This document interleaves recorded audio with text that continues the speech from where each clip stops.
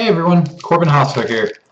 So today I actually got something new at the card store. I got this binder. It's one of these new four-row binders. It's actually pretty cool. You can keep four of your cards across the top rather than only three in a traditional binder.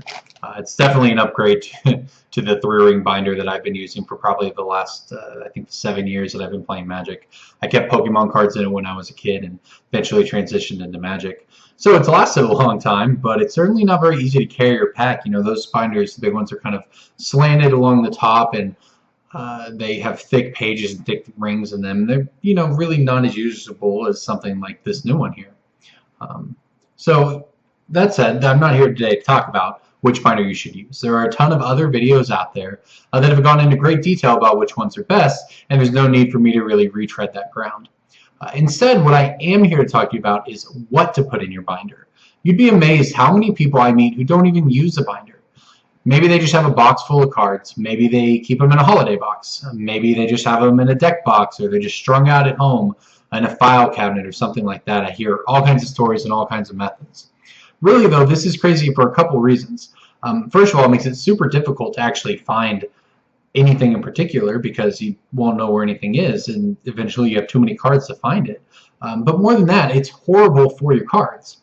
Binders don't just organize your cards, they protect them from the nicks and the scratches that will damage them and make them lose their value over time. It may not seem like a huge deal, but every day people come in and meet up with me and sell or trade me cards that have been damaged simply because they haven't been sleeved or weren't put in a binder. They haven't been taken care of.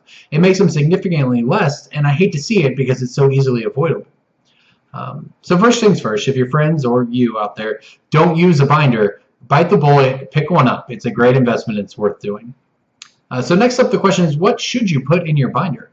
Some people just put all the rares they have in them. Some people put everything they've ever opened into them. I actually lean on the side of less is more when it comes to what you should have in your binder. So if you're looking through someone's binder to trade with them, fatigue can definitely be a factor if you look through, you know, just dozens and dozens of pages full of 10-cent rares. That's really not an enjoyable experience, and it makes the whole thing last even longer.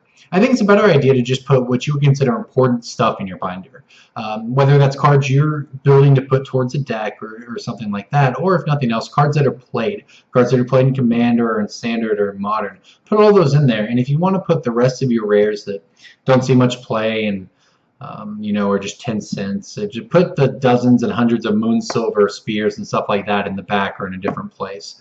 It also cuts down on the amount you have to travel with in your binders, and it makes it a lot easier.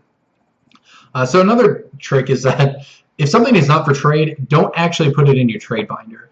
Nothing is more frustrating than sitting down with someone to trade only to have them tell you, oh, this isn't for trade and that's not for trade, and basically, you know, nothing in my binder is for trade. So if it's not for trade, keep it out of your binder. It makes things easier for you and the person across the table.